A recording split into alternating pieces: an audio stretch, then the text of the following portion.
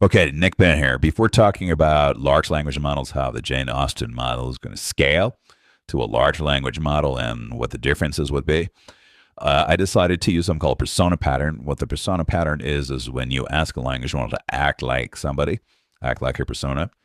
So in this case, I asked to act like Jane Austen, have Jane Austen interview her most famous character, Emma Woodhouse, and generate an interview.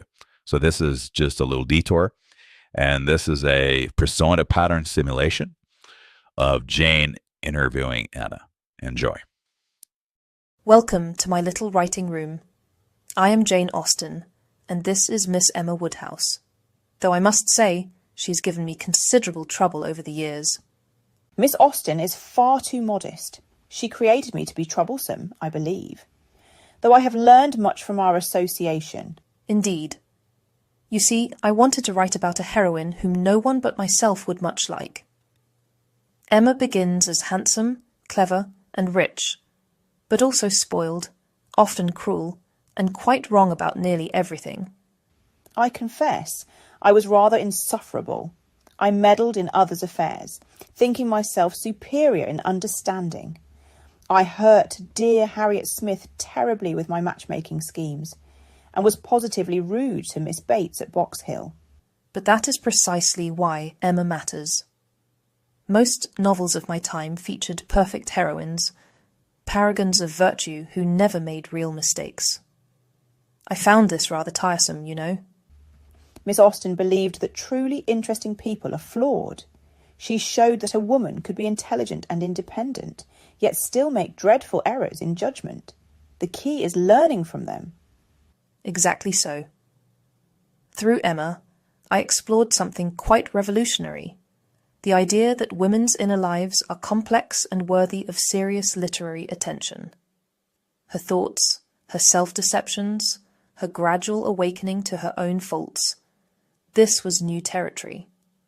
I spent most of the novel believing I understood everyone around me better than they understood themselves. How wrong I was!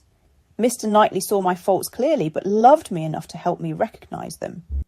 And there lies another innovation. Emma marries not to escape poverty or gain status, but because she finds an intellectual equal who challenges her to become better. Their relationship is based on mutual respect and genuine affection.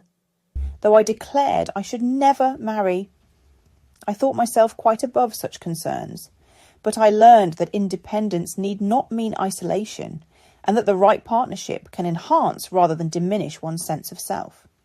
You see, I was writing during a time when women had precious few options.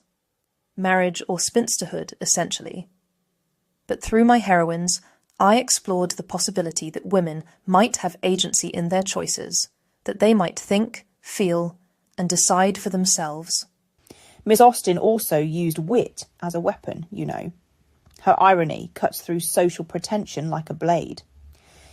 It is a truth universally acknowledged that a single man in possession of a good fortune must be in want of a wife. Such delicious mockery of social assumptions. I found that humour could reveal truths that direct criticism might not. By satirising the marriage market, the class system, and social climbing, I could comment on the absurdities of my world while entertaining my readers. What fascinates me is how Miss Austen wrote about domestic life, drawing rooms, tea parties, social calls, and made them as dramatically compelling as any adventure story. She proved that women's daily experiences were worthy of serious literary attention. The drawing room can be as fraught with tension and revelation as any battlefield. A poorly chosen word at a social gathering can destroy reputations. The stakes in these social interactions are quite real, particularly for women whose entire futures depend on making good marriages. I learned this lesson painfully. My thoughtless comment to Miss Bates revealed not just bad manners, but a failure of empathy that shocked me about myself. Such moments of self-recognition, they transform us, do they not? Indeed. I wanted to show that true growth comes from honest self-examination. Emma's journey from self-satisfaction to self-awareness mirrors what we all must do, recognise our faults, and strive to overcome them. Miss Austen also gave me something many heroines lacked: real intelligence. I may have misused it initially, but I was allowed to think, to analyse, to form opinions.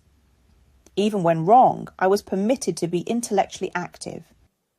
Women's minds are every bit as capable as men's, yet literature rarely reflected this.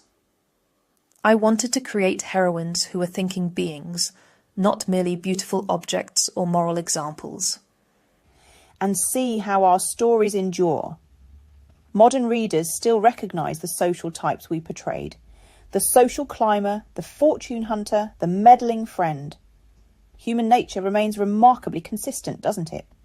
That is perhaps my greatest pride, that by observing the particular manners of my time and place, I captured something universal about human behaviour. Love, vanity, self-deception, growth. These are timeless themes. We showed that ordinary people living ordinary lives could be the subjects of great literature.